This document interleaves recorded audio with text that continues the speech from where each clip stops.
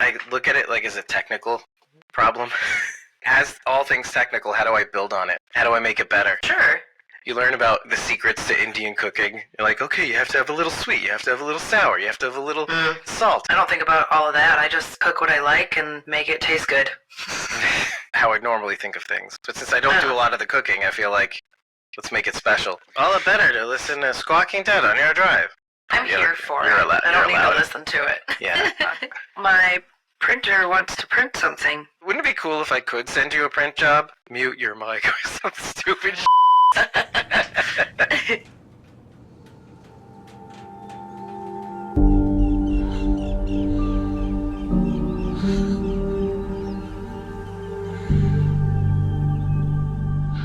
We are Squawking Dead, a podcast pulverizing programs beyond the Walking Dead universe. Sometimes we give you news, sometimes we make you laugh, most times we go deep.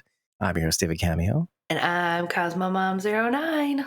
And we're here to talk about Silo's third episode of its second season titled Solo.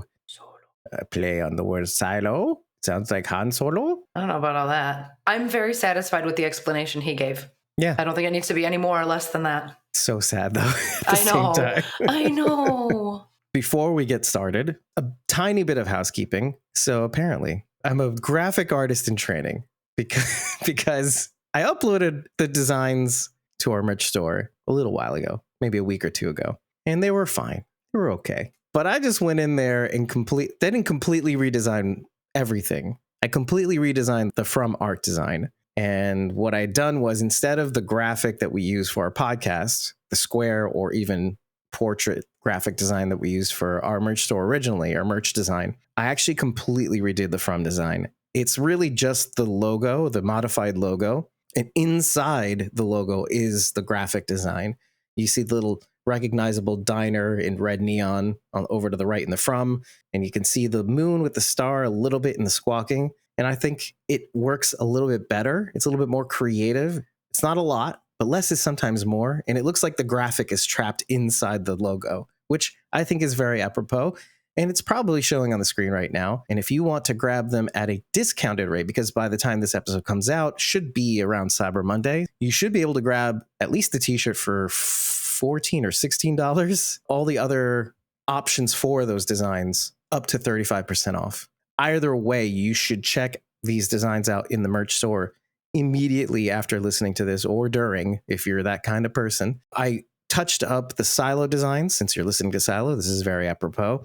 We have the regular design, which looks like this. You're looking up at the silo, and then there's our logo. There's also the inverted design, which is just that design, but inverted. Instead of a black, dark silo with the lights, you can see it's a white silo with blue lights instead of the sort of yellowy orange lights. I think both of them are pretty creative and cool. They work with multiple colors now too, because of that change. It doesn't look weird. If you want any preferred color that looks even cooler than just the black and white, have at it. The world is your oyster. Give us comments. Let us know what you think they look like. If you think we could even do better, I would definitely be open to hearing things out that doesn't get us a DMCA takedown of some kind. Rachel, just as a little teaser, is working on our Walking Dead Daryl Dixon, The Book of Carol Season 2 art design. I'm very excited about this. It looks really cool already. I've not seen it since you mocked up the draft, which is totally on purpose because I kind of want to see what it looks like at the end of it. But it's a really interesting design. It has biblical elements, let's just put it that way, sort of design. So I'm really excited to see how that turns out. But if you want to hit up those merch designs, if you're listening to this on YouTube or watching, the link to the merch store is in the description. If you're listening to this on the podcast, you can head over to our website, squawkingdead.com, tap the main menu if you're looking at it on mobile, and head to the shop merch link that's on the left margin. As is custom recently, we start by dissecting the title of this episode, and we work our way around down the stairs of the silo as we pick apart each point. I'm turning into such a dad who's not a dad. Corny. Let's go down the stairs. Let's go down 144 flights. Let's just start with the basics. Steve Zahn's character, that's his name. We haven't figured out yet if this is a self-appointed moniker or if it was given to him by someone. I do think his explanation of his name is satisfactory. He's alone, solo, obviously.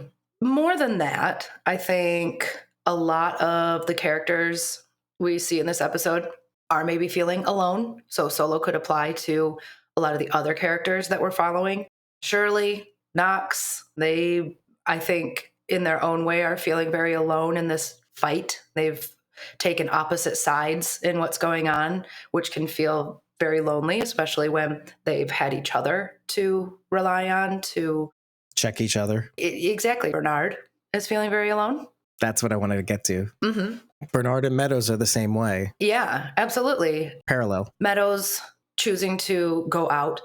I think it's bothering Bernard more than he's even letting on. He has stated that he doesn't want her to go or whatever, but I think it's getting to him even more than that. He says, "You're the only one that I can talk to," which I think is true.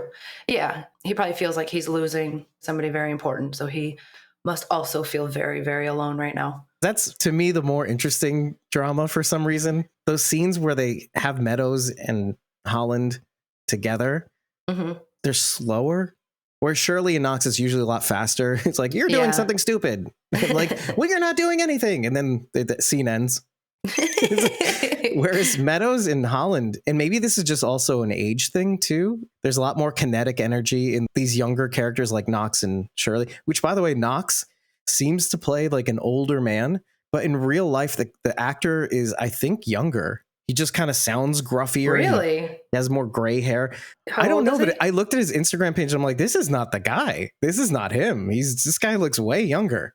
This character to me looks probably mid 40s, possibly close to 50. I wasn't even thinking 50, but even just having it be mid 40s is kind of like more what I was thinking. Maybe even late 30s, I would even go. I mean, my brother is mid 30s right now, actually low 30s, and he's almost fully gray in the face.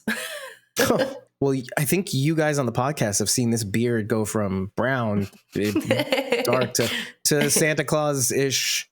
I think it was a little salt and pepper when we first started this 6 years ago. Yeah, but not even that noticeable until Santa Claus came out maybe 2 or 3 years ago. Yeah, Santa Claus beard. You added stress to yourself. So Knox is played by Shane McRae. Oh my God! So here's the thing: you go to silo.fandom.com, look him up, and you see his photo as Knox. And you know what? There's just no better way than showing you right now what I'm seeing. Okay. Here, hold on a second. This is in real time. Does Knox look like his own dad or something? Like, it's like he's the dad version of the actor. You know, I'll let you decide for yourself. Okay. Yeah, so there you go. Okay. There's Knox. Okay. Now, he's played by Shane McRae. Oh, and it even specifies Silo 18. Oh, that's cool. A little update in the wiki. Oh, did we have confirmation before that? What number Silo they were? Because Solo asks Juliette what number. So here's the thing. And then gives her options. In this episode, she doesn't know, but we know. We see the 18 key. You know, the 18 hard drive. Oh, okay. I got you. Which is actually kind of a cool show don't tell, because we got this proof. He kind of confirms it by digging around the numbers ish. Yeah. And then, okay. But anyway. Okay. Here's Shane McRae. McRae. What? Whoa. What? That's the same. It doesn't even look like the same guy. It's like they grayed his hair a little bit. They gave him a little bit more scruff. And he probably scruffed down his voice. Different. Maybe because of the lack of facial hair. But anyway, let me just see what his age is. 1977. So 77. he is. Okay, so he actually is 47. 47, yeah. Wait, July 20. Yeah, so he's 47. Well, he looks fantastic. Come on.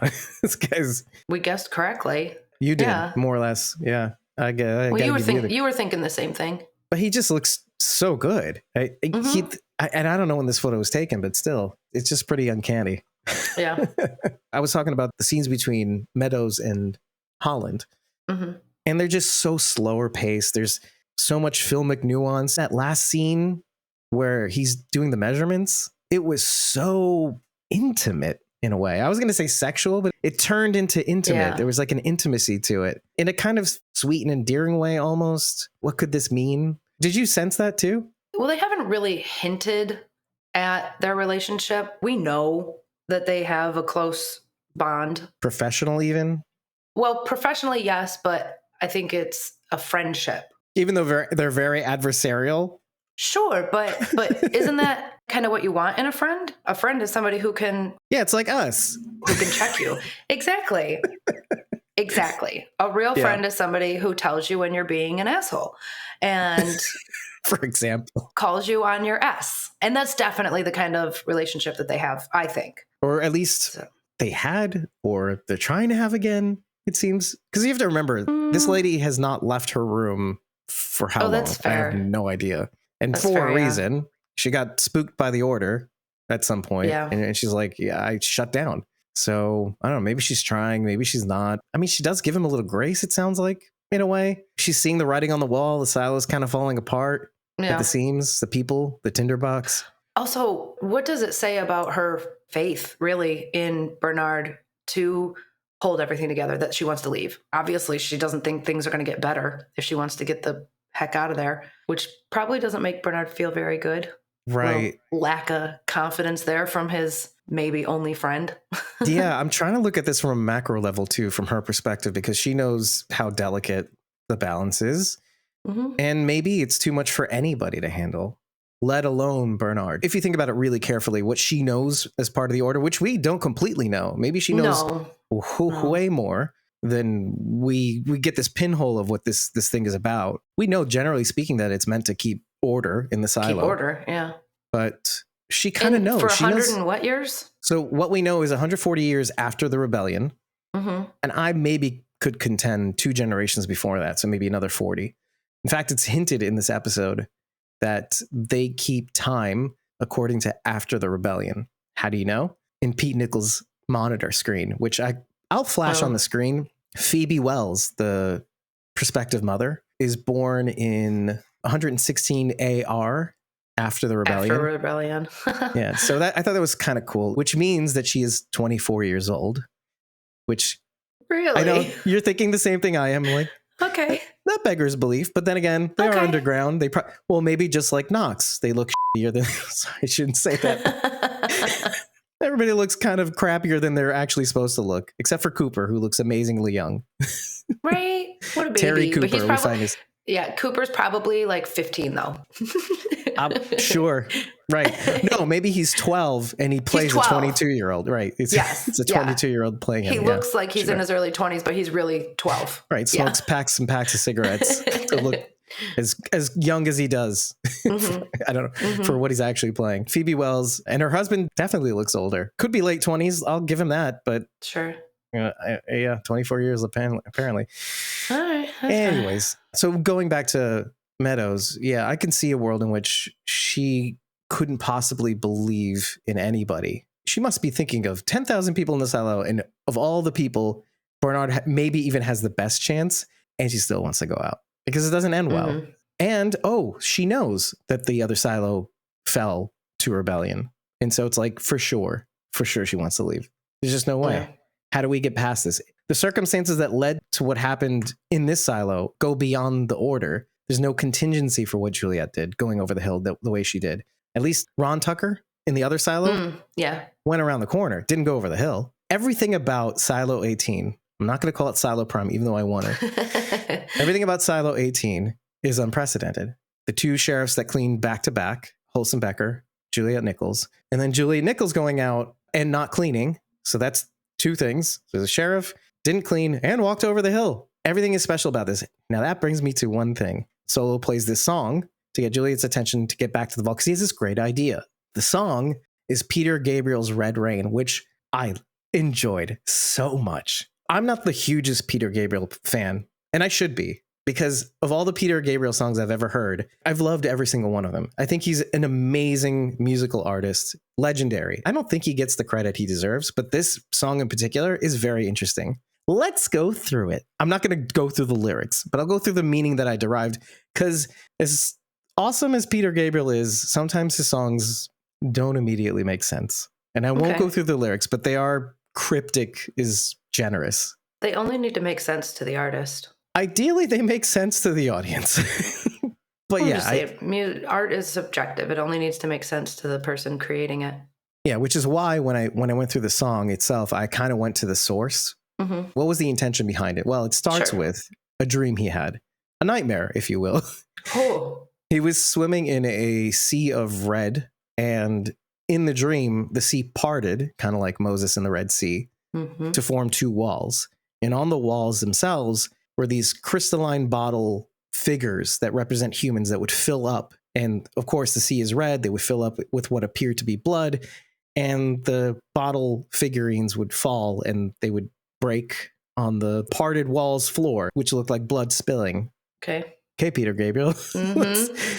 From this dream, he had the idea of creating a film called Mozo. And the way he tells it, it's basically a village that is under constant red rain, which is the title of the song. And in it, there's a character who touches the lives of the villagers in town and alters the course of their lives. Well, who is that but Juliette? You could say that's Solo too. This figure makes the difference in Juliette's life. It would be one thing if she went to Silo 17, saw nobody there, didn't know what all this meant. She might have figured it out, but he has the answers. He's behind the vault. He has the order. He has all the stuff that Bernard has. It's just interesting to see this song being played, aside from it being super cool, just having that meaning behind it. But nestled in the meaning behind the song, this character has the power to alter the course of the people's lives under this constant red rain. Because what is both silos? What did they go through if not the constant terror of the silos falling apart? And then one did, and this one is about to, possibly. Mm-hmm. Very cool analogy to kind of play on. I like it. You have to keep in mind that the song was created in 1987 during the AIDS epidemic and the possibility of nuclear fallout. You know, Russia, North Korea, Cold War. The Berlin Wall comes down 2 years later. Fears kind of quell a little bit. Soviet Union dissolves into Russia officially because red rain, possibility of that raining down on us. It's kind of interesting. Well, and yeah, the two walls, red rain. You have this idea of two factions facing off against each other. And who walks in between but the Moses character? Moses, right? The character's named Mozo. Moses parts the Red Sea, dedicated to bringing people to the promised land, but never really getting there themselves. Well, I don't know what that means. Hope Juliette does end up living.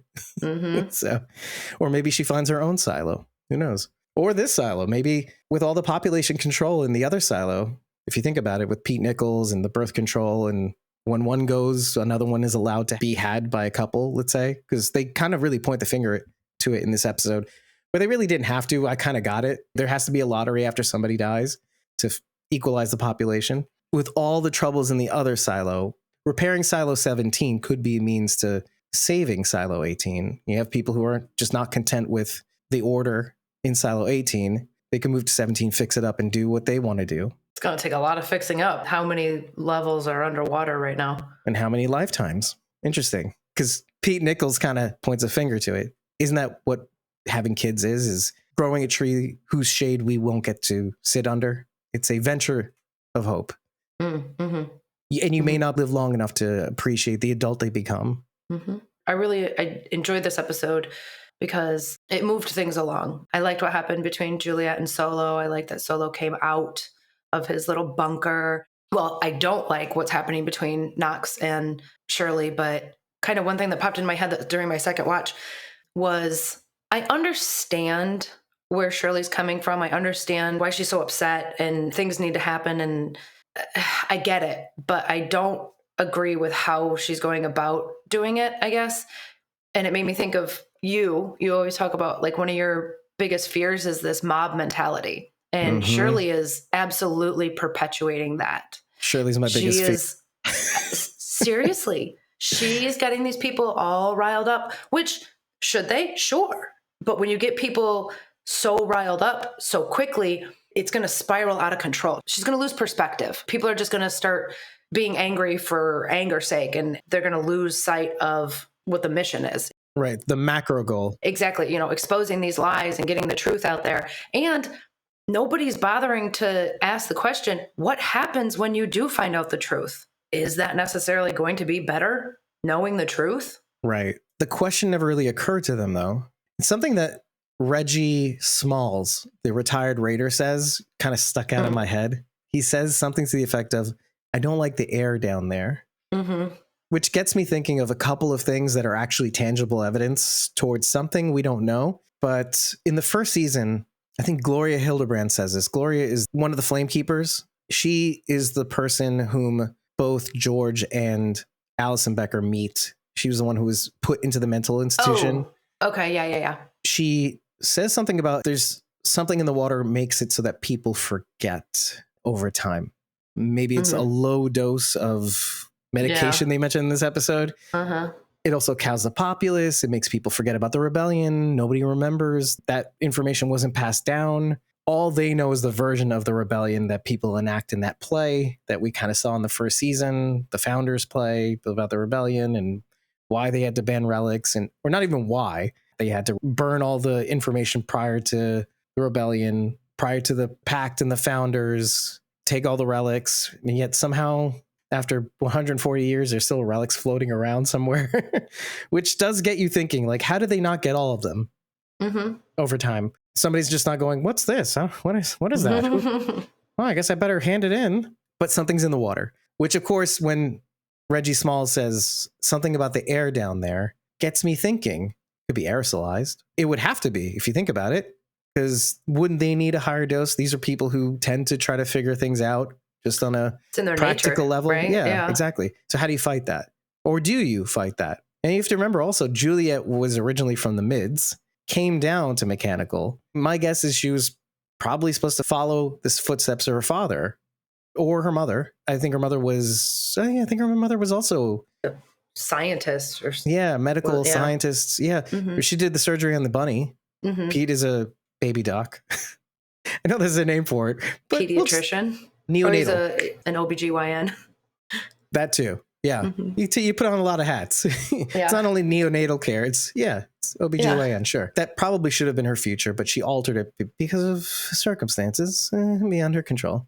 I guess all of this to say is that there may be outside influences impacting the behavior of everybody in the silo. Yeah. When he made the comment about the air, my brain didn't immediately go to they were drugging them. Right. You were thinking discrimination. Yes, I was. Yeah. I was like, this dude's just kind of a jerk. He's like, ugh, it stinks down there. And I'm not trying to be down there breathing the same air as those mechanical people. Ugh, I don't want to get any on me. Yeah. I don't want to get any oil on me. Ugh. Oil, the least of his worries. I don't know. Those deviants. Who knows what they do? Yeah. Smells like hot onion breath down there. I don't know. If you really think about it, if you want to be the person that pokes holes, and you should be the person that pokes holes in all of this. Why hasn't this happened sooner? Maybe it has. Simply because of mechanical. Well, I mean, again, after 140 years. Or has this happened again and again? That's what I mean. Maybe it has happened. Just something Bridget said is that maybe there have been multiple rebellions.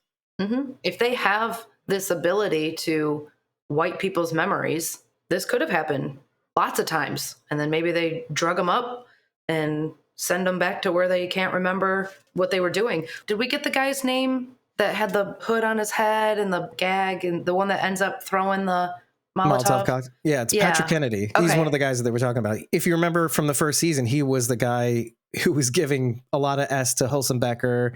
Yeah. They were going to frame him for something, or did frame him for something. Yeah, they tried to. Well, they did, and then they tried to, and it was exposed that one of judicial guys, I forget his name now, it's in my notes. Yeah.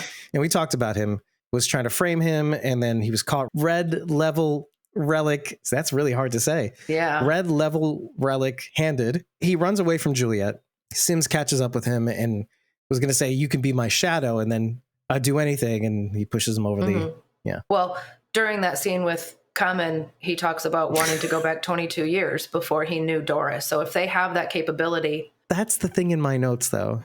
I wonder if that medication can do just that, because there's no real evidence of that necessarily.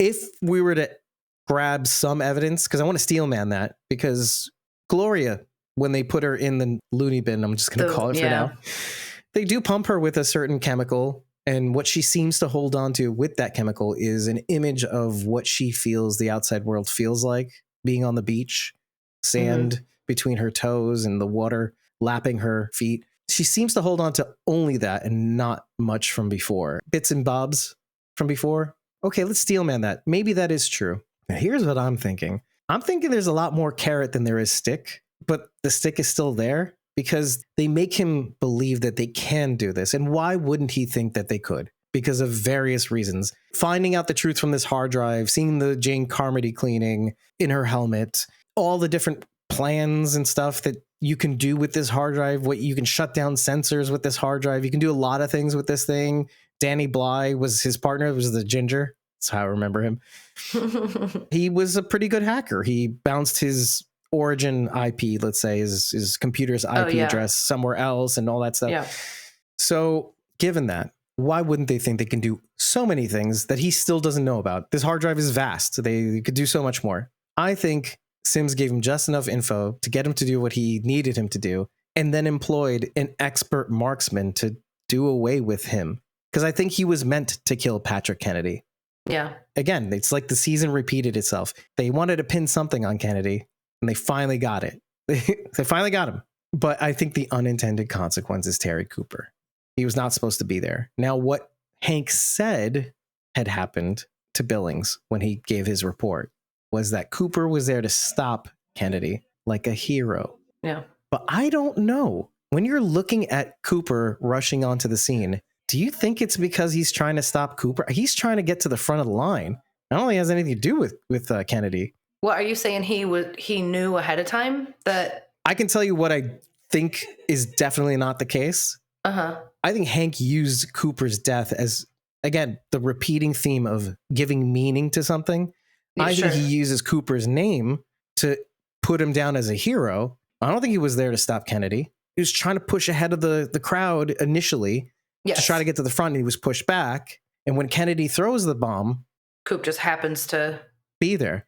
Yeah. But what was he trying to do? He warned Knox about Shirley's attempt to free Terry. Terry's the guy they caught with the graffiti, just to remind everybody. What do you think was going on there? Because I have that question, like, why is he rushing onto the scene all of a sudden? It could be innocuous. He took up Shirley's cause. He believed in the cause. Knox even says, I sent you there to spy on her, not join her. Coop was there to support Shirley because he believed in what was going on. He wanted to free Terry, but he's just a little guy, so he couldn't get up to the front to He's only 12. You know, he's only 12 years old, so his little baby body got shoved to the back, and you even see him sort of trip or something, like almost fall out of the crowd.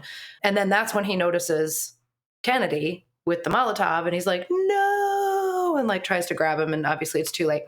Well, I think Kennedy had already thrown the Molotov, and then he just kind of goes, I don't know if he falls after him.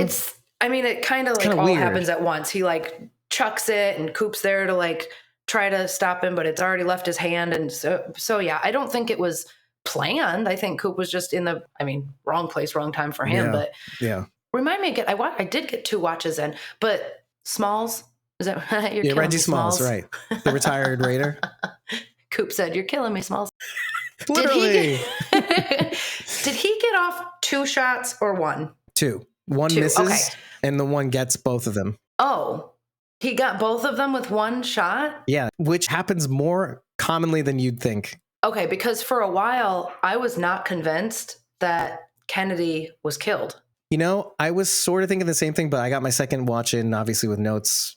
He's laying there motionless. So, yeah, the second time I'm like, oh, okay. I just didn't see it happen. Mostly because Knox and Shirley's paying more attention to Cooper. And they're like, this guy. Well, there's a lot going on, too, for you, the audience. It's really hard to really grasp what's happening. You could say it's a failing in some ways, but maybe it's intentional. That's fine. But yeah, the first one ricochets off of something. You can kind of hear it. It's like a piece of metal clink. And the second one hits them. It's not really clear who it hits, but it's clear with Kennedy on the ground. Now, maybe he's not dead. That's entirely possible. Yeah, I suppose could have just like fallen and passed out. I don't know. He's fairly motionless, though. Yeah. When they go for Terry, they kind of just push Kennedy out of the way. Could you imagine? Like, they just kick him. It's like, my friend is dying. Practically, though. They were like, Coop. This guy. Get out of here. This nutcase. But I could see a world in which they got hit with the same bullet. Mm-hmm. It's more unrealistic that more people don't get hit by the same bullet. It depends on the gun. It depends on the caliber. It depends on the kind of bullet. It depends. Sure. There's a lot of factors that go into whether or not you could kill 2 people with a single bullet. Sure. Air resistance too plays a factor. Sure. Absolutely. Is it possible? Is just beyond point blank range. I know. This is absolutely possible. Do you remember that show? They debunk a lot of myths, basically. Mythbusters. Oh my God, David. Oh my God. That's staying in. That one show where they bust a lot of myths. Yeah. They bust. What was that called? Yeah. Oh yeah, the White Rabbit Project, which is kind of a sequel to that.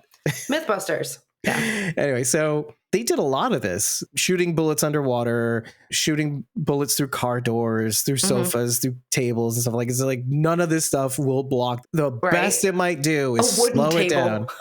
Yeah, exactly. Car door. Everybody flips tables over and hides behind the tables in a movie and TV show. Like, no. Best thing is that they can't see you. Ideally. Yeah, no, it's like Swiss cheese. Yeah. You will get hurt or killed. Absolutely. All this to say, I'm fairly confident that Kennedy was also killed. It was kind of anti-climate. No, what's the word I want? It was kind of like, ugh. Like for all the stuff that he's gone through in the first and second season. Yeah. And for him to go out like this. Yeah, it is anticlimactic. That's the right word. It is. But I guess that was the ultimate goal, which is why we see Common talking to Smalls, being like, some stuff's going to go down and we need you to neutralize it. We need you to be the hero. See, and this show does a very, very good job of show, don't tell. We see the conversation, they're talking about stuff, but we're not exactly sure what. And then by the end of the episode, we know exactly what happened during that conversation. Yeah. Beautiful writing. Beautiful writing. Yeah. There's not only is it show, don't tell, but there's an economy of words. This is something that I have brought up in the past. It's show, don't tell, but extra. Another perfect example is when Billings interviews that fifth rater, whom we saw. I showed a slow-mo of her in the first episode that we had, the first episode of the second season, because she's in the recap of season 1. I made sure to show it because they're trying to tell us, remember this lady? How she looked at Juliette? Anyway, we finally see her. She gives her report. The most words you get from this actor, God bless her, is... No, I'm kidding. She goes, yes, I was there, blah, blah, blah. And then Billings asks her, so did Juliette actually say that she wanted to clean? She goes, and then it cuts, right? Cuts, yep. Because you get that later when Billings is talking to Meadows. And even then, she cuts that off. Because what Billings finally says, Juliette denied saying that she wanted to clean. She goes, You're just now telling me this? Exactly, you're just now saying this? Yeah. Which is cool. It's an economy of words. Less is more. Yes. If you can show and if you can imply enough, that's what just this whole series is about. If you can imply enough, you can piece together everything. Like you, it's kind of like they want the audience to put the pieces together too, because it makes them feel so good. Doesn't it though? When you can put everything that you've seen together and paint a picture, they know you're the omniscient viewer. They know that you're supposed to know basically everything, and then everybody on the show doesn't know everything. And so they want to make it feel like at least you have skin in the game, that you need to also put some things together. And then based on all these like little, those kind of shows. Yeah, you have the corner piece of the puzzle, you have this piece of the puzzle, and then eventually you can see the photo better than everybody on the show, what you're trying to put together. And yet you still are, well, maybe I don't see this part. Maybe there's a figure here still that missing is relevant. a few pieces. Exactly. That come later. Surprises are always a good thing. Yeah. No, I like it. It's very good. It's a good part to pause and say, are you happy with this show? You were skeptical about whether we should even cover this show. No. Slightly. No, that wasn't me. I binged 1 and 2. 1 and 2? No, 1. How many seasons? Season 1. Season 1. You know, I wouldn't fault you though. Here's the thing. That's what's crazy about this series so far. That first season, it feels long. It's only 10 episodes. Really? Yeah. Yes. Okay. It did feel a lot longer. And okay, to be fair, we're watching so many shows right now, and like my brain is just like folding in on itself, and I don't know what time is anymore. And so you could tell me this was season 5 and I'd be like, oh yeah, definitely. I binged season 1. At the end of it, I really liked it. I was very excited to talk about the show. I like the show don't tell aspect. They do a great job of that. Like you just said, they give you just enough puzzle pieces to put together where you see most of what's going on, but leave just enough mystery there to keep you hooked and you want to find out more. That is good writing.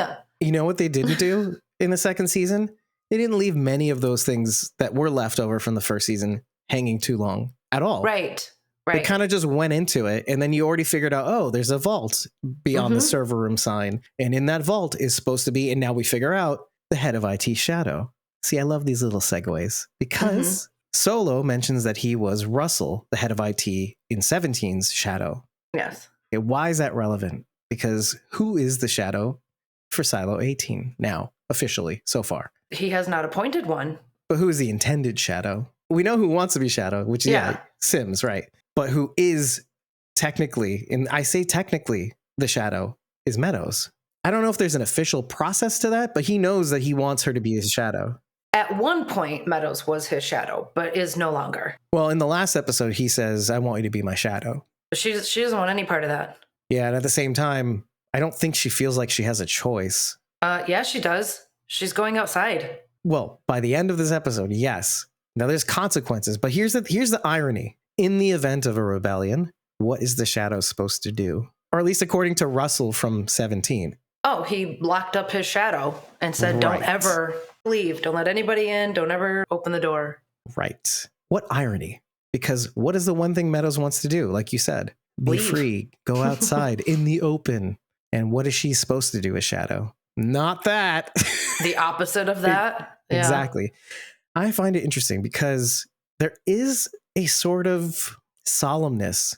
Now, I mentioned intimacy when he was taking the measurements for Meadows that I didn't notice before, maybe even till just now. I'd written this down, but I didn't really realize the gravity of my nutcase rantings, that maybe he is taking the measurements and he's memorizing them. I got caught up a little bit on that because I was thinking they both seem to have this photographic memory almost. Oh, that's not. I mean, you can remember measurements and that's fine. That's a lot of numbers to remember. And also she can't forget the order. She seems to not quote chapter and verse what is supposed to happen, but she knows. She studied it. That aside, I wonder if he's taking her measurements. There's a concerted effort to mention that Juliette says this to Solo. After 3 minutes, people die when they go out cleaning. He goes, you'll be out there for 5 minutes. You have 5 minutes to basically go over the hill. To get over the hill, yeah. Before I turn on the cameras and close the airlock, turn on the cameras again because of routine maintenance. 3 and 5. Is that to say that he wants to rid himself of Meadows? That he doesn't want to, but he feels like he has to? Or is it just him honoring a wish? True. As hard as that is. Yeah. Well, it also plays really well with what she discovers is him breaking the rules. 2 things are mentioned in this episode that he did not do that he should have done. If there is any doubt of whether or not somebody said that they wanted to go outside, there should have been an inquiry. Yeah. She picks up on this via Paul Billings, and he knows this too. Yeah. That he's not following the rules. He's going beyond the order, even the pact, let's say, to get rid of a problem, which sends off alarm bells in her head, which makes it even more of a point for her to just go, you know what? This place is falling, but you're not even following your own rules, you bitch. Also, he lied to her. Yeah, that wasn't really breaking a rule. He's just being a jerk by lying. But it is interesting, though, because he breaks the rules of the silo. It's your commitment to society. Then he breaks his own personal, right? There's societal rule. Then there's your interpersonal rule. There's a rule as an individual to another individual. We're supposed to be on an even keel. If I'm to be your shadow, that means I'm to take over for you in case you can't, which means you have a commitment to me to be honest, and I need to learn from you. Did Juliette say she wanted to go out to clean? Very matter-of-factly, yes, she said she wanted to go out to clean. In filming language, it's like they focus in on her eyes and they dart around a little bit. Mm-hmm. That seems fishy, even though he kind of delivered it pretty well. Anyway, that's the second rule that he broke, is the rule between he and she. All the more reason for her to want to get outside and just say, F this place. The guy in charge is breaking the rules. He's not supposed to. I don't know that we heard a rule about it, but Meadows makes a comment about it's something straight out of the order when she asks about what Kennedy did. And she's like, was that you? Did you organize that? And he's like, no, not at all. And she's like, really? Because it seems like something straight out of the order. That is straight out of the order, yeah. And we know he paid the hecklers to spout garbage during his little speech too. And I did want to ask you, it's pretty clear that these orders do come down from Bernard, right? Ultimately, yeah. But now he's mayoral. This wasn't just Common setting all these pieces up, having Kennedy do this and hiring Smalls to take him out. He's not doing any of this without orders from Bernard, right? Right, because there was that scene just beforehand where Bernard comes in to see Robert Sims. Show don't tell. They had that whole scene where Bernard asks about the 2, what does he say? The 2 guys that helped Julia. He wanted to know if they had been medicated yet. Correct. And that's like, another question I had. Can we stay on that for 1 sec? Because he mentions what happened to the people that helped Juliette. Mm-hmm. Aside from Kennedy and Danny Bly, who weren't medicated. She said they were medicated. Who are they? I think it was Walker. Martha Walker? I don't think so, because if that's the case, how did they know to disconnect the cameras from 120 down to 144? If not for Walker, knowing by implication she and Carla were spied on in the last episode to find Shirley out. didn't know about the cameras? Shirley did not know about the cameras until it's implied that Martha said they have eyes and ears everywhere. And then this episode, they had disconnected the cameras. So who are they? That's the only thing that really... I mean, there's Gloria, but does Gloria die at the end in season 1? I don't remember. I think she did. I thought Common came in and like gave her an injection of something that I thought killed her. Yeah, either killed her or medicated her incorrectly. Right. There's also George's ex-girlfriend, who could have been another person that helped her. Technically kind of did. Pieced together a bit of the puzzle, called George a man whore. What? Basically, yeah. He was probably flirting with you like he flirted with me, and yeah. Okay, gotcha. Yeah, if you remember that conversation. Yeah. Which sent Juliette into a tailspin a bit, because did I really know George? Okay, there's that. Well, it could have just been those two, and that's fine. We saw the first one. We didn't see the second one, and maybe she's happy to be medicated to forget George. Yeah. And everything that happened to her. I'm cool with that. Okay, fine. Holland and Sims, the ones that helped Juliette, are on the medication for anxiety, but really to forget. Patrick, Kennedy, and Bly are in judicial seclusion, which is super solitary confinement. And they're unmedicated. So yes, the implication is right after the meeting with Holland and Sims, Sims goes down to Kennedy. Kennedy calls Sims the boogeyman. We tell children who don't eat their broccoli that Sims is going to come after them. This paints a picture, which is why I asked the question, can the medication do that even? Kennedy dies anyway in an attempt to accelerate the rebellion with a Molotov cocktail. So the whole purpose is on the... This is what gets me to thinking, as much as Bernard may not really want to do this to Meadows, I think he's getting ready to kill Meadows. Does she just want to go out and then come back? Or no, I think wants to go. She doesn't even believe Juliette's alive. So I think by going out, she has accepted, like, I want to die, basically. She's washed her hands of this place. She can see the writing on the wall. She doesn't want any part of it. I think she's just done. She was checked out a long time ago because the order messed her up so bad. And only more so now. Right. And now things are getting even worse and she can't handle it. Yeah. But that's the thing, I wonder, because she does sort of help him, at least for a little while. She has a presence at the podium when he's giving that speech. That helped him a lot. Yep. I guess maybe she's outlived her usefulness. I'm not sure. He does say your input is not required, but he says it's required and encouraged. And needed. What did she say? Required or needed? I think he is too. Yeah. I did think maybe way too hard about why he wasn't writing the measurements down. My first reaction is like, oh, okay, you're just so smart. You're going to memorize all of it. And then I thought maybe he's not writing it down because he has no intentions of building a suit. See, that was my second thought was, well, I'm going to put you in a vault. Basically, I'm going to put you in a vault like Solo. Yeah. That's why I brought it up initially. Lock her up, and I don't know to what end. Isn't that her nightmare? Wow. Doing the exact opposite? She did it to herself for years, though, in her apartment.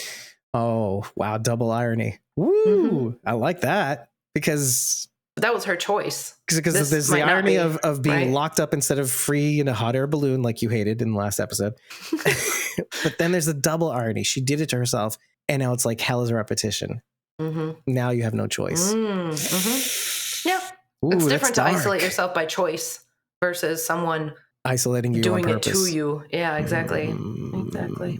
And in both scenarios, Bernard is the object of her hate, because the first time it was because I didn't want to know the truth, or I didn't know that I didn't want to know the truth, which is kind of plays on what you were talking about with Shirley. The second time is now that I know the truth, which is interesting because shouldn't the order tell him? Shouldn't she know that is a possibility? I wonder. Getting locked up? Yeah. Maybe, but she might also be trying to play on their friendship, that he'll see her as a friend more than a shadow. Which I like that element, and I hope that holds true. But all these roads lead to Sims taking over her shadow position at the very least. Then who becomes head of judicial? Yeah, who does? That lady we saw in the second episode. Bernard's here to see you. Or she was the one who came into her room and said, Juliette didn't clean. I don't believe it was 3:45 in the morning when it happened. By the way, I didn't mention this in the last episode. You see the clock on her bedside table and it's 3:45 a.m. when she sent out to clean. So I thought that was also interesting because it is very possible that not everybody was up to see her clean, except for maybe mostly the people who touched Juliette, like the Mozo thing. She came into these people's lives, and upon hearing that she would have to clean, they were there for her to watch her. Interesting. She was the sheriff, damn it. And she was part of mechanical. People from up top and down below that are out there to see her clean. Yeah. And yet Judge Meadows was not there because, like a normal person, she went to sleep. I don't want to know how the presidential election goes. I'm going to sleep. Most people did fall asleep. Well, she never would have expected Juliette to walk over the hill. She thought she knew how it was going to end. I don't even think she knew that she was going out to clean. I could go back to the second episode, the beginning of the second episode. It feels like that all happened really fast. Well, it did happen very fast, but... She was in holding for a little while. Well, she had to be in holding for quite a while because these suits are not just laying around. They custom make these suits for each person that goes out. They're made to order, basically. Yeah. They don't just have a room full of suits to put on. Because Juliette in 17 is having to make a new suit because there aren't any just laying around. This got me thinking of another thing that Bernard says.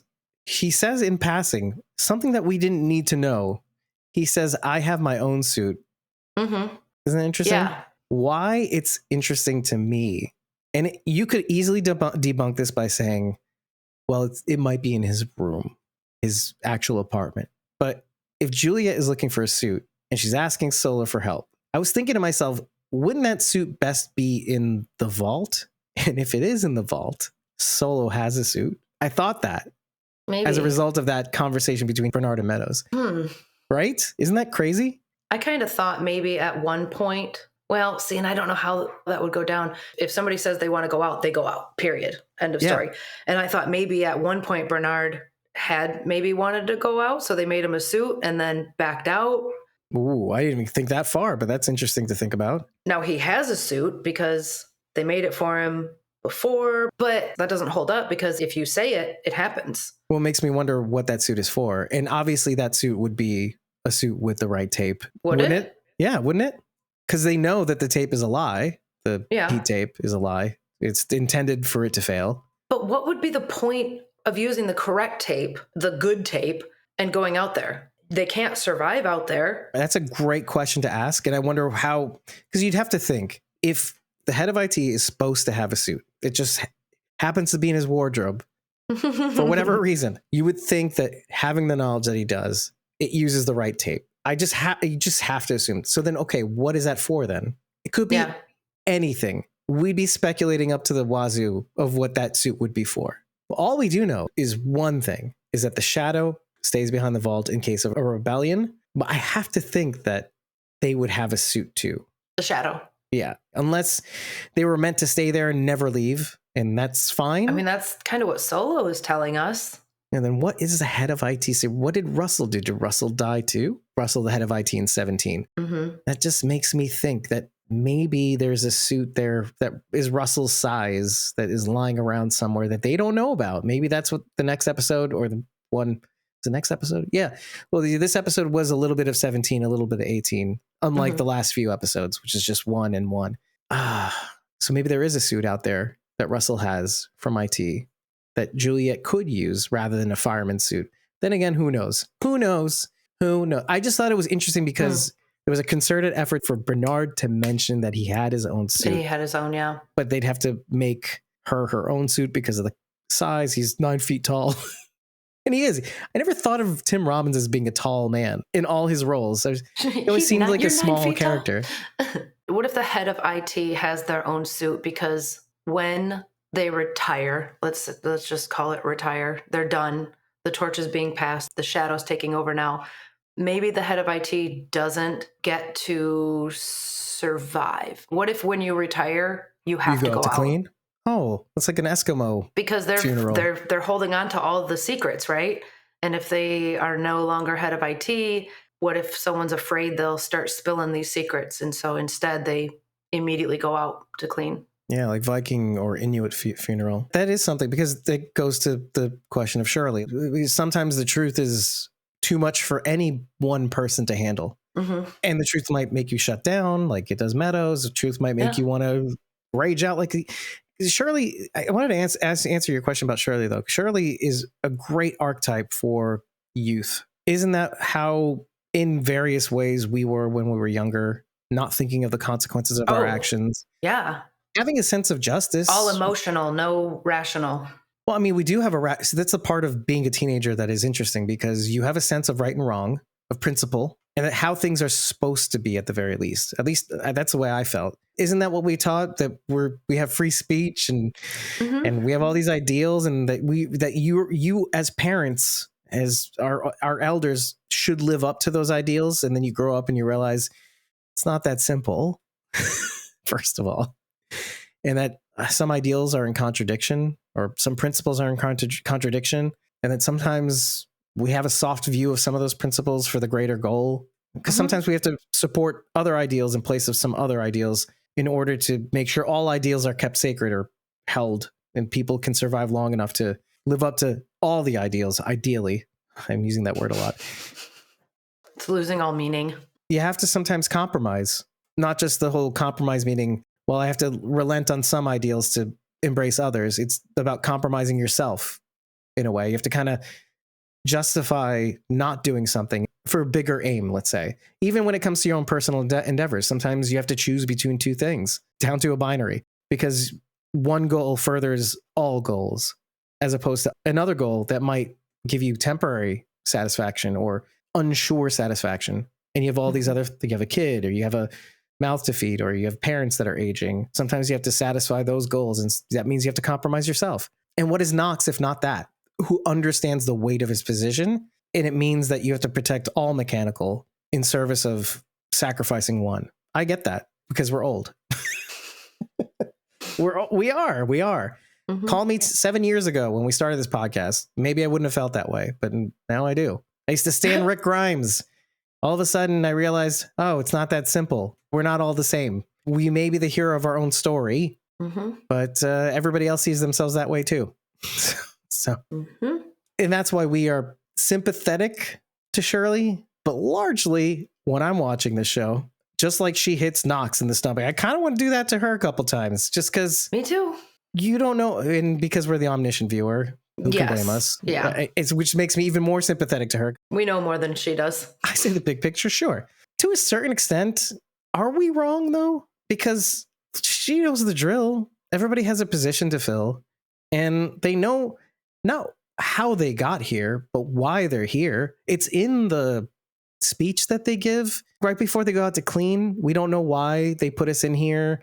We don't know why. We don't know what happened outside, or exactly. Yeah. But we know it was bad. We see it on the screens. Yeah. So shouldn't they know that this is a game that as much as you want to know the truth, because I'm trying to put myself in her position also, I have this mixture of completely sympathizing. Why can't we know the truth? Why can't we have relics? It's hard. It's really difficult. And I'm trying. I'm really, really trying, because my instinct is just want to just yell at her, at least. Just want to yell at her.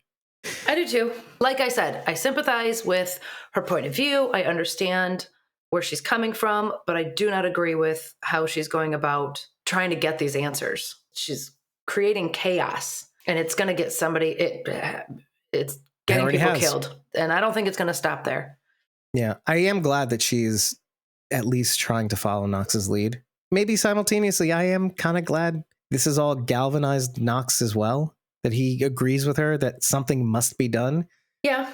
And it seems like by the end, regardless of what side of this fight they're on, they do still care about each other. And at the end, we see them come together, and Knox is like, hey, I have an idea about something and I want your help with it, which I think is a big deal. He seems to recall a wall of names that is in these. We haven't seen this, right? We might have. We haven't seen this. We might have. Just to paint the picture, he recalls a wall full of names that he didn't understand what they were before, but now he does. I recognize that this is all airy-fairy. We have no evidence. I don't even remember, like you said, if we saw this wall before, but if you had to speculate, what do you think those names represent? I have a couple ideas, but I don't know what ultimately leads. Possibly people who didn't clean? As far as we know, post-rebellion, because Johns makes a concerted effort, Mayor Johns, before she dies, makes a concerted effort to find out who didn't clean. And nobody hasn't, that we know of, because maybe that was the basis of the first rebellion. Right, but now they've thrown in this memory erasing drug into the mix. Now I wonder how often that is utilized. And maybe someone is writing these names on the wall as a way not to forget. Maybe somebody found out that they're being drugged, so they have a hard copy of what not to forget. Don't forget these names and what they represent, which obviously somewhere along the line that happened. Yeah, maybe that's the next song we'll hear. Don't you forget about me. Exactly. Don't. No, I think you're onto something, because maybe these are the names of the people who formed the first rebellion. Maybe they'll be adding their names too. Mm-hmm. Maybe they're the names of the people who fell in that rebellion too. Maybe. These are names that are going to have meaning. These people did something to be remembered, and hopefully there's a way to find out what it was, even just for us, the viewers. Yeah. My first instinct, by the way, because I like where your head's at better than mine. I hadn't really thought about it much until you just asked, so that was just sort of a knee-jerk reaction. Well, because you wouldn't expect to, because we don't know what that is. We don't know where it's going. They're going to tell us at some point, but that's fine. Yeah. My first instinct was that these could be people who escaped the rebellion during the first rebellion. These people could have found the tunnel at the bottom with the water, and that George said it. I can't seem to forget this, that he said this in whatever message he left for Juliette. Turns out it wasn't a problem. The water at the bottom of the chasm. Turns out it wasn't a problem. I hate that, because the doors at the bottom come back around, right? The tunnel. Because I can't let it go. No, of course not. Yeah, it's got to have a purpose of some kind. Maybe not. Who knows? Maybe in season 3. Who knows? Maybe these tunnels connect the silos. That's what my thought is. And if we're in 18 and Solo's in 17, that particular tunnel could connect these two silos. Yeah, or more than one. There's a daisy chain of connections, or the way you get to all the silos is this honeycomb of tunnels that connects some to others. This could be names of people who, hey, you know what? And the best rebellion would be the one where you just opt out. Maybe Knox's way of rebellion could be, instead of fighting the system, create a new one, or join another, or foment rebellion in another silo. But just get GTFO, leave them to their own devices. We don't want to be a part of this. This is not for us. We want to live the way we want to live. We want to live at least according to our truth. Let's get out of this silo. Let's take anybody who wants to go with us. You live the way you want to live. We're out of here. And here are our names. Maybe. But I kind of like where yours is at. Is like, don't forget about us. We tried to tell the truth. I don't know how that's going to look like later on, but it seems to be that this wall of names is part of some sort of plan. I'm kind of interested to see where this goes, because I kind of, listen, he's a very attractive man who obviously cares about the silo.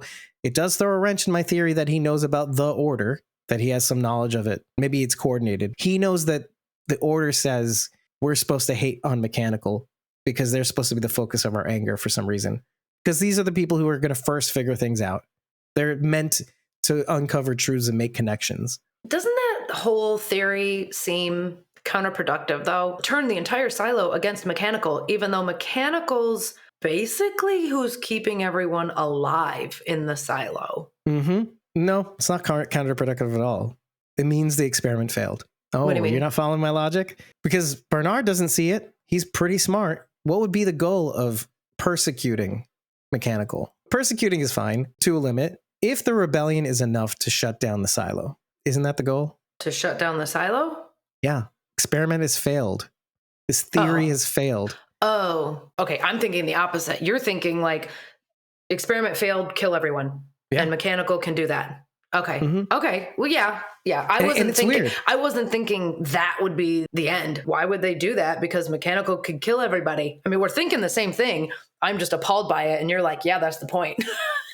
No, I'm being more clinical about the intentions of the founders. Well, then, of course, it would make sense to keep somebody behind the vault door, because you want somebody to be able to monitor that everybody did die.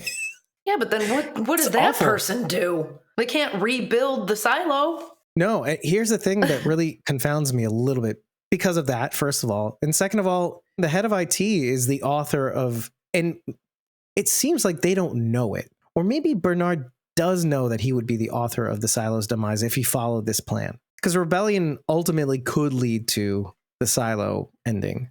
Mm-hmm. We saw it in Silo 17. Yeah, and he saw it. Bernard sees it. Exactly. Yeah. So he too knows a little bit more than he probably did just reading the order. Yeah. And so does Meadows. And he doesn't want that. Despite Bernard's flaws, he doesn't want this experiment to fail. At the very least, he doesn't want to die. And if that means keeping the silo alive and well, then that means he can continue to survive. That's what's so interesting about this character is you have an impression of what he looks like. And he's willing to throw people outside that get in his way, blah, blah, blah. You have this impression. He is kind of an oddball too. Mm-hmm. We should have thrown Juliette in jail when she stole that tape from IT. It wasn't even that great tape to begin with. Whatever. Mm-hmm. Very rigid. But then you start to see that he is concerned about the silo and the fate of all of the people inside of it, not just for himself. I wonder sometimes if the order was meant to be violated. That yes, there's a plan and there's all these contingencies, but then when it reaches this one, I wonder if it was meant to be violated because the idea of self-preservation outweighs what this plan is, what this experiment is all about. I kind of wonder because you see him go out of his way to not follow, first of all, his original orders or the original pact. And second, what he's meant to do in case of graffiti and if Juliette steps over the hill. I like this. I like that we're not playing by the playbook. I like that this is a special story that doesn't follow quite the rules or the guidelines that we're meant to follow. Because Juliette doesn't follow them at all. She's just pushing people aside to get to the truth at certain points of the story. I find it interesting that this character in his own way is doing that too. It's kind of like the Ginny effect. Ginny from Fear the Walking Dead. Yeah. She's meant to be the bad guy, but then at certain points you see why she does what she does. Mm-hmm. Why she got there. Not to spoil anything for those of you who haven't watched Fear the Walking Dead, but you find out Dakota's her daughter, not her sister. Yeah. All to create a better world for her. Well, and that's why I've been saying since the beginning, Bernard is written as our bad guy, but I don't see him as that bad of a guy. I think he's trying to do his best with a really crummy situation. Yeah. And now he's in his own way, kind of like Juliette. In his own way, trying to find a little bit more of the truth than he was originally given. Yeah. I like it. I wanted to talk just a little bit about the moment Juliette realizes what it means for her silo that she survives. Yeah. Because you see sort of this revelation on her face when Solo is telling her what happened, how Ron Tucker went around the corner. And we even see on the wall, Ron Tucker lives. We're seeing the aftermath of what could happen because Juliette went over that hill. And she sees it too. And you really see the panic in her face. It made me excited, not because I had a whirlwind of theories to come or anything. I just thought like, wow, oh, this is so interesting. What's going to happen when she goes back? Because I've already decided she's going to go back to 18 somehow. And people are going to see her. And what is that going to mean? And what does that mean for everyone inside? Are they going to want to come out? Is she going to have the chance to tell everybody that it is not safe outside? Despite what is going on, you don't want to come out here. Yes, I found a suit that I can survive maybe just a little bit of time. Who knows what kind of apparatus she comes up with, but it's not, she's not going to be able to live her whole life in a fireman suit. No. What does that mean? What's going to happen? How are people going to react? So many possibilities, and it was very exciting. Right. And one of the thoughts I even thought of is she comes back, and in some ways it validates what Bernard Holland says. The suit had the right tape, not the wrong tape, which is not explicitly. She may say, oh, no, it's had the wrong tape all along. I don't think she will. But it sort of validates what Bernard says. And in a way, we perfected the suit so that people might be able to survive for longer, blah, blah, blah. Whatever. But then it goes back to the truth and what it would do to people. I also thought, is Meadows going to get the good tape?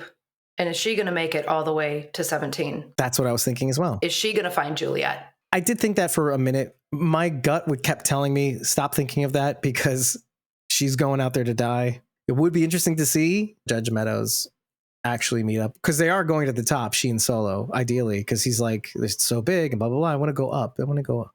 Mm-hmm. He points up, and wouldn't it be great to see Meadows just walking past their camera that happens to say lies, by the way, which I thought was interesting when Solo said it. He said Ron Tucker wrote lies in the dirt. On the camera? Visible to the camera, basically. Yeah. And then what the people did was they painted over what he wrote in the dirt. But then you see Judge Meadows going across the screens, which are still active in 17. So maybe they do see her, and maybe they're like, "We should just come into the silo. I'm alive."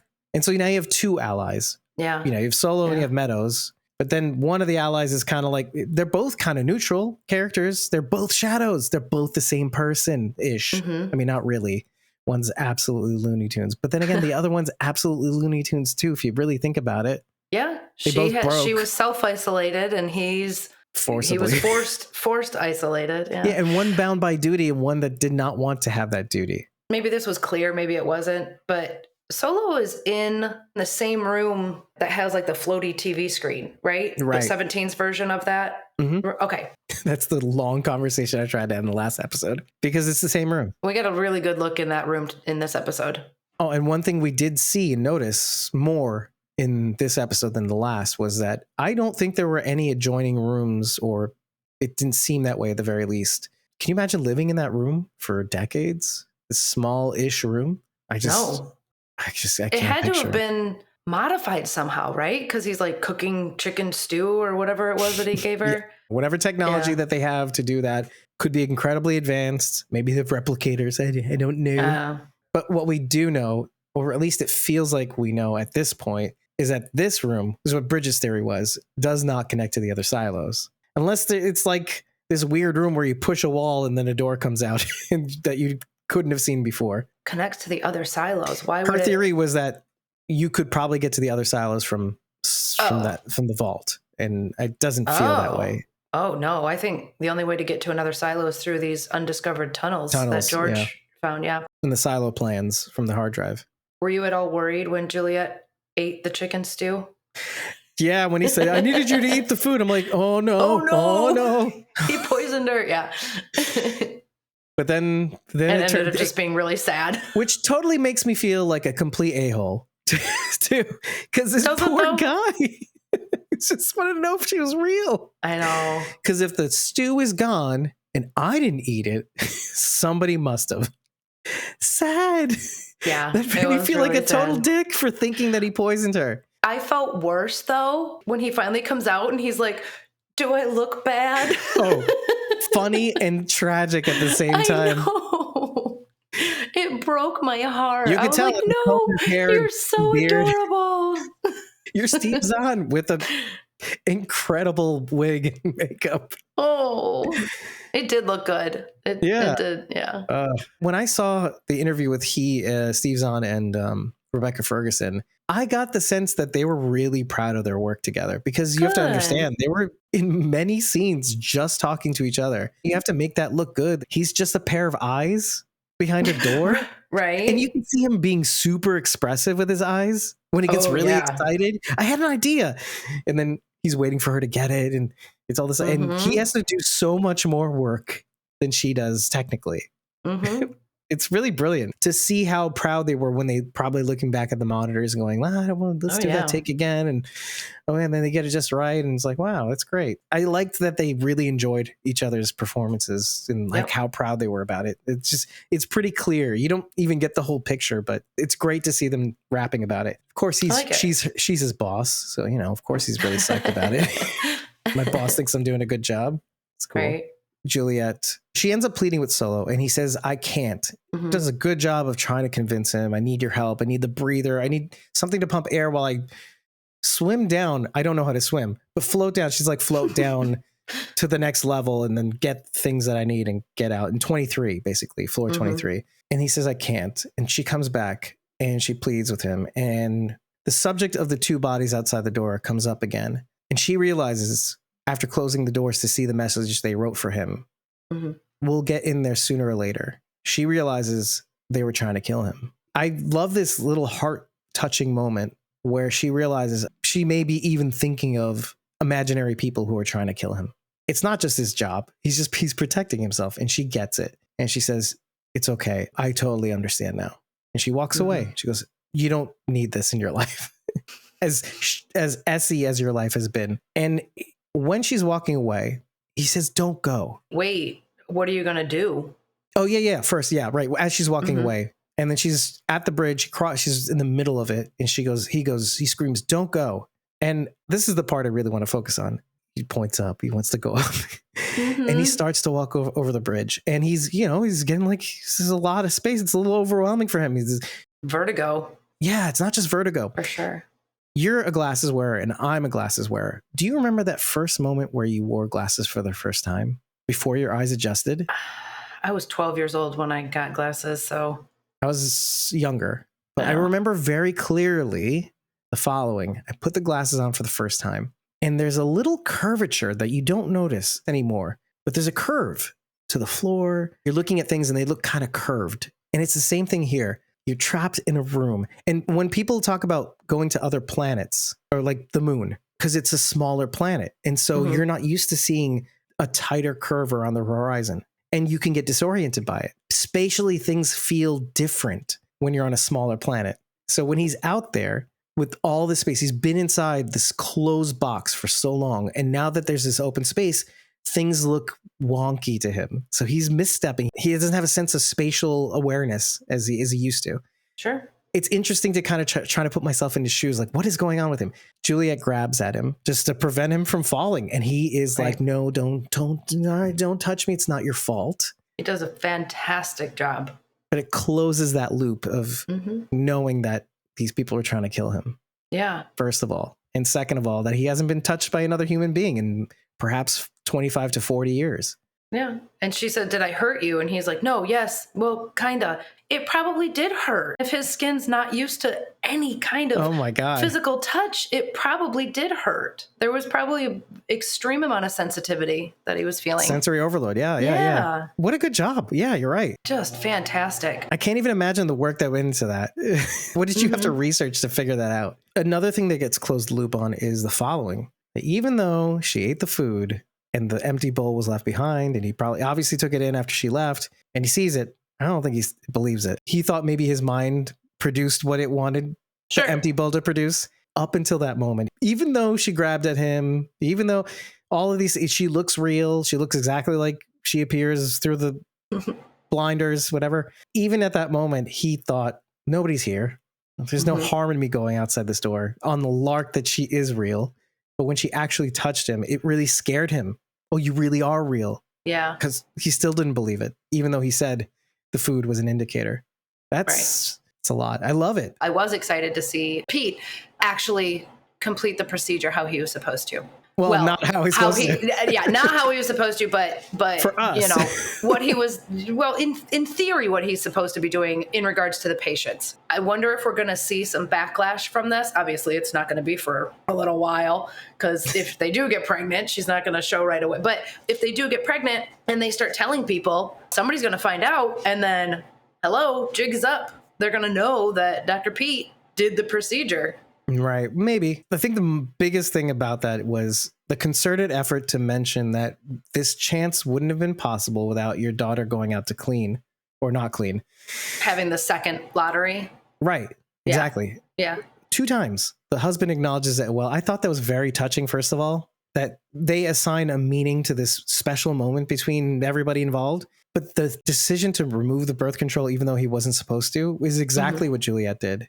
She assigned meaning to something that wasn't supposed to happen. He completed the circle of making her death, quote unquote, because he is pretty sure on his end that she's gone. That she's gone, yeah. Making it count for something. Yeah. Isn't that a form of truth that I know? Not everybody needs to know. For all everybody is supposed to know, it's left to chance. Yeah. Did he rig the lottery? Did he choose her, or did it just happen? Oh, I didn't think of that, but I don't think so. Okay. I mean, we see him sitting at the computer and it has her information, but I don't know if it just so happens to be her, or did he choose her because they had that moment the night before? Or I think you can safely assume that it isn't. she wasn't the one that was chosen because of the instructions that are in the same message? Why would he write the same instructions? Or I don't know. Yeah, I don't know. I don't know. I'm assuming that that's not him that chose her, but I think it was. Okay. See, and I think that's a thumb in the eye too, if you think about it, because I'm not saying that he made the orders to not remove the birth control, but what I am saying is I think he would have preferred if it wasn't them, if he didn't know them, if you think about it. Well, if it was somebody he didn't know, he might have gone through with the procedure how he was supposed to. He might not have actually removed the birth control. Since they did have this heart-to-heart, I think that, along with Julia and her message, because you see him pick it up at first, and he hesitates. He does think about not removing it, and then he puts it back down. And I think if it were any other couple besides these two, he would have done what he's supposed to. Yeah, and isn't that what resistance should look like? It doesn't have to be Shirley yelling out from the rooftops. Right. It's all lie. It's just silent forms of rebellion. He's doing the quiet rebellion. Yeah. And now there's an argument to be made. Hey, Pete, you get this one. The silo is a finite amount of people, and they do this for a reason so that it doesn't overcrowd. And I get the reasoning. That's fine. You get one. Okay. There's something that you can't forget about all this, though, is that they don't remove the birth control from people who they even suspect, even remotely suspect would be a problem for them. Now, what they base this off of, these people may have been descended from rebels, from the rebellion. One, that's a clear tick. Two, that have shown evidence that they may be sympathetic to a possible rebellion. Hands in the air, I don't know. If they're the kind of people that ask too many questions. Oh, and then here's another thing. Was Allison chosen to not have her birth control removed because of the article she had written about how to recover files on your own? Could that just have been it? I think absolutely. Anybody who's a free thinker, they don't want that. And isn't that what started this whole thing? Yeah. It's like the very thing that was meant to not have a rebellion, to not start this whole silo adventure that we get to see. A result of you selectively choosing who gets and who gets not to, and not leaving it to chance. And isn't that what Bernard's doing by trying to throw Juliette out of the airlock to clean? And that's how it all started. It's history repeating itself. Season 2 starts out with the end result of that. And that's her walking over the hill again and finding out these new truths and it not having the intended consequence. I keep seeing that happening over and over again. Cooper ending up dying as a result of that incident where he wasn't supposed to. Ends up galvanizing Knox. Everything about the order, or I don't know. Hey, maybe if they had followed the order to the letter of the law or the pact, maybe it might not have. Isn't that the point? We make mistakes. It's in our nature to want to survive. How can you quell that part of it? It's the two separate things. Our makeup says, by and large, we try to do everything in power to stay alive. It's in our biology. On the other hand, it's also in our biology to not be perfect 100% of the time. Chaos finds a way. Randomness finds a way. That mutations happen. That's how evolution occurs. Sometimes it's not for the benefit of us. Sometimes it's just to adapt to our current situation. And maybe, because I had this thought in my notes, when Billings says to Judge Meadows, I have the syndrome. He didn't have to say that. For some reason, he felt like he needed to be honest about it. Because Sims knows, he feels maybe she needs to know too, to know who she's dealing with. And she says, we want to remove the stigma behind, she's flaunting the rules too. I found that interesting too. And maybe it's because she wants to go outside and she's like, F it, who cares? This guy's a pretty good guy. He follows the pact. He's the pact winner 40 years in a row. I don't know how old he is. Yeah. He just seems like that kind of guy. He won ahead of time, basically. Yeah. The pact competition. And then I had this thought in my notes that maybe Billings is the norm, that maybe more people should have the syndrome. And yet it's weird that most people don't. Because she says people were not meant to live like this. Underground, yeah. So it does make me wonder. It's like From, not to draw too many comparisons, but how shouldn't you be terrified all the time because of all this? Shouldn't our heart rates be at 11? I mean, there's a huge difference there, though. These people have all been born and raised in the silo. This is normal for them. They don't know anything else. The people on From had a life outside this town and were put here. Yes, they should be terrified all the time, but everyone in the silo, they don't know any different. My point is, though, the people in From find a way to cope.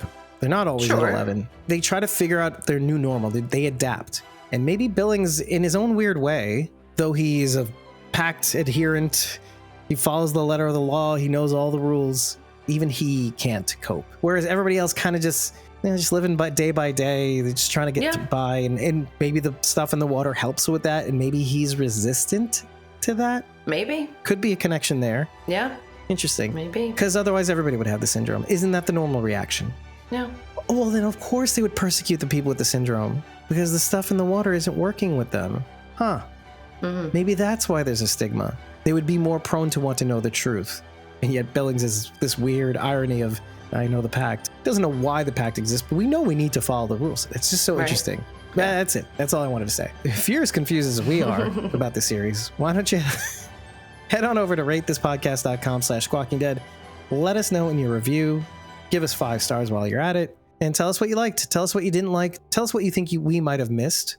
Just remember to tell us after every single episode. And if you really like what we're doing and you want to be a part of the action, consider just following us on Ko-fi or Patreon so that you can get our recording schedules. Following on Ko-fi or Patreon is free. Access to our recording schedules are free. And attending our recordings are free. I highly recommend you do so. We do these closed recordings because it's like a special experience that you get to have with us that doesn't make the final cut, and you could be a part of some of the ideas that we're throwing out there. It makes this episode a lot richer, and we'd really appreciate it if you joined us. But in case you don't, you can always tip us on Ko-fi to get access to our unedited episode recordings for 30 days.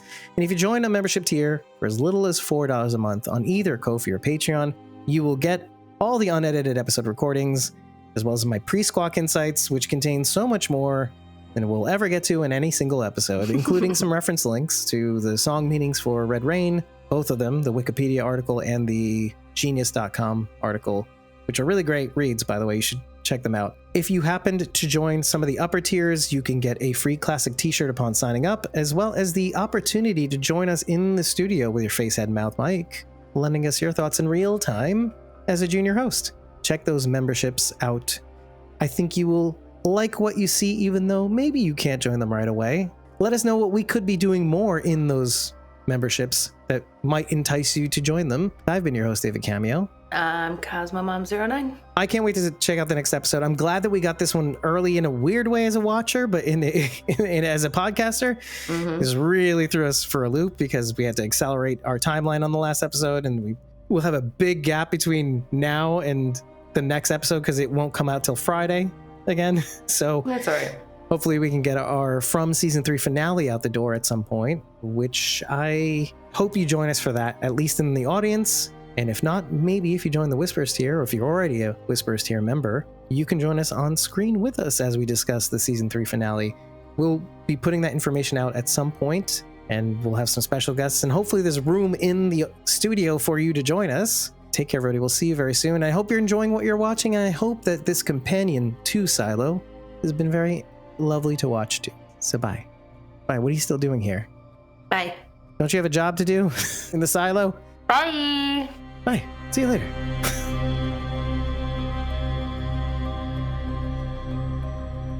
Thank you yet again for making it to the end of another episode of Squawking Dead, let alone our Silo discussions, this one being the 3rd episode of the 2nd season titled Solo. And so too I am here solo with you to close this episode. And as always, we like to thank our Great M survivors and Whispers tier members for their support. It's a wonderful little perk that they receive. Starting with the Great M tier, we have at RealRyanGM on X and Instagram. Moving on to the survivors tier, we have Douglas Atherton at Walking Dead Artist 2 on Instagram. In our Whisperers tier, we have Ko-fi.com/fanartlindy, Ko-fi.com/Connie Dixon, the number 4 LYFE, Connie Dixon for life. On Instagram, we have at Eliza Jones 71, and on Facebook, we have at Kim.Rowley, the number 1. We've got several surprises in store for you. First, the season 3 finale of From, which is going to be a banger, along with us maybe covering Earth Abides on MGM Plus. We're taking a look at that now, and we're seeing if it's something we can get in on the ground level of. We love the idea of all of us, all at once, looking into a new series and seeing if it's something for us. So far, it looks pretty cool. If you're lucky enough to watch From alongside us and watch the season 3 finale of From, the first 15 minutes of Earth Abides shows up at the end of that episode. And the first episode is actually already out. Season 1 is comprised of 6 episodes, which is kind of reminiscent of The Walking Dead. Very interesting. And features a sort of post-pandemic